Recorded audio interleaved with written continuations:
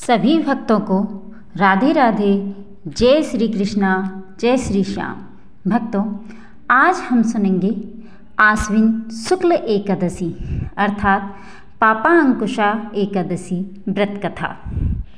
कथा के अनुसार धर्मराज युधिष्ठिर कहने लगे कि हे भगवान, आश्विन शुक्ल एकादशी का क्या नाम है? अब आप कृपा करके इसकी विधि तथा फल कहिए। भगवान श्री कृष्ण कहने लगे कि हे युधिष्ठिर, पापों का नाश करने वाली इस एकादशी का नाम पापांकुशा एकादशी है। हे राजन, इस दिन मनुष्य को विधि पूर्वक भगवान पद्मनाभ की पूजा करनी चाहिए। यह एकादशी मनुष्य को मनोवांछित फल देकर स्वर्ग को प्राप्त कराने वाली है। मनुष्य को बहुत दिनों तक कठोर तपस्या से जो फल मिलता है, वह फल भगवान गरुड़ध्वज को नमस्कार करने से प्राप्त हो जाता है। जो मनुष्य अज्ञानवश अनेक पाप करते हैं परंतु हरि को नमस्कार करते हैं, वे नरक में नहीं जाते।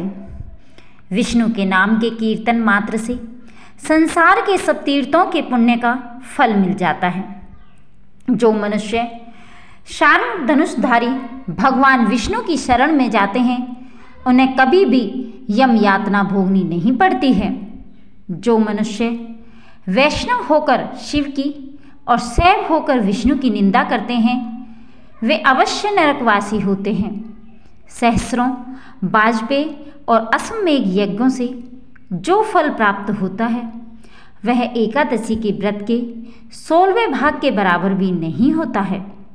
संसार में एकादशी के बराबर कोई पुण्य नहीं, इसके बराबर पवित्र तीनों लोकों में कुछ भी नहीं है। इस एकादशी के बराबर कोई व्रत नहीं है।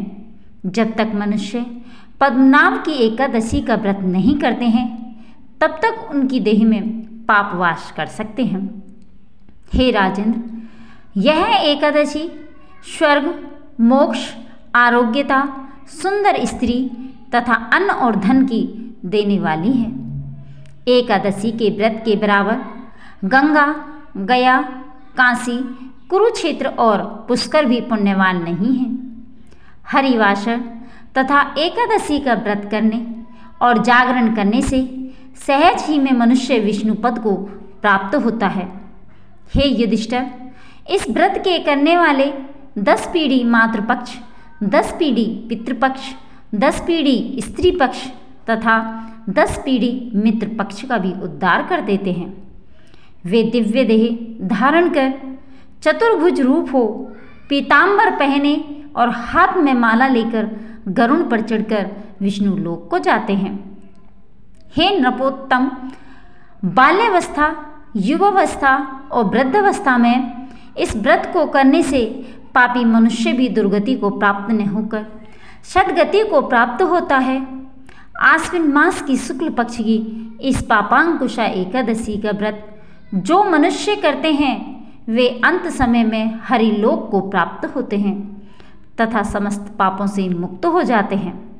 सोना, तिल, भूमि, गौ, अन्न, जल, छत्री तथा ज्योति दान करने से मनुष्य यमराज को नहीं देखता है। जो मनुष्य किसी प्रकार के पुण्य कर्म किए बिना जीवन के दिन व्यतीत करता है, वह लोहार की भट्टी की तरह सांस लेता हुआ निर्जीव के समान ही है। निर्धन मनुष्य को भी अपनी शक्ति के अनुसार दान करना चाहिए तथा धनवानों को सरोवर, बाग, मकान आदि बनवा कर दान करना चाहिए। ऐसे मनुष्यों को यम का द्वार नहीं देखना पड़ता तथा संसार में दीर्घायु होकर धनाढ्य, कुलीन और रोग रहित रहते हैं। भगवान श्री कृष्ण ने कहा, हे राजन, जो आपने मुझसे पूछा वह सब मैंने आपको बतला दिया है। अब मैं तुम्हें पापांकुशा एकादशी की व्रत कथा सुनाता हूँ। प्राचीन समय में विंध्य पर्वत पर क्रोधन नामक एक बहेलिया रहता था। वह बड़ा क्रूर था। उसका सारा जीवन हिंसा, लूटपाट, मद्यपान और गलत संगति पाप कर्मों में बीता। जब उसका अंतिम समय आया, तब यमराज के दूत बहेलियों को लेने आए और यमदूत ने बहेलिये से कहा कि कल तुम्हारे जीवन का अंतिम दिन है, हम तुम्हें कल लेने आएंगे। यह बात सुनकर बहेलिया बहुत भयभीत हो गया और महर्षि अंगिरा के आश्रम में पहुंचा और महर्षि अंगिरा के चरणों पर गिरकर प्रार्थना करने लगा, हे ऋषिवर, मैंने जीवन भर पाप कर्म ही किए हैं, कृपा कर मुझे कोई ऐसा उपाय बताएं जिससे मेरे सारे पाप मिट जाएं और मोक्ष की प्राप्ति हो जाए। उसके निवेदन पर महर्षि अंगिरा ने उसे आश्विन शुक्ल की पापांकुशा एकादशी का विधि पूर्वक व्रत करने को कहा। महर्षि अंगिरा के कहे अनुसार उस बहेलिये ने यह व्रत किया और किए गए सारे पापों से छुटकारा पा लिया और इस व्रत पूजन के बल से भगवान की कृपा से वह विष्णु लोक को गया। जब यमराज के यमदूत ने इस चमत्कार को देखा तो वह बहेलिये को बिना लिए ही यमलोक वापस लौट गए।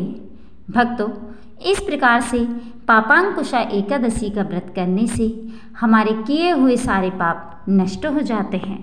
भक्तों, यदि आपको हमारे द्वारा सुनाई हुई कथा अच्छी लगी तो लाइक करें, कमेंट करें और चैनल को सब्सक्राइब करें, जिससे आगे आने वाली और भी कथा और कहानियाँ आपको समय समय पर मिलती रहे। और कमेंट बॉक्स में जय श्री कृष्णा अवश्य लिखें। जय श्री कृष्णा।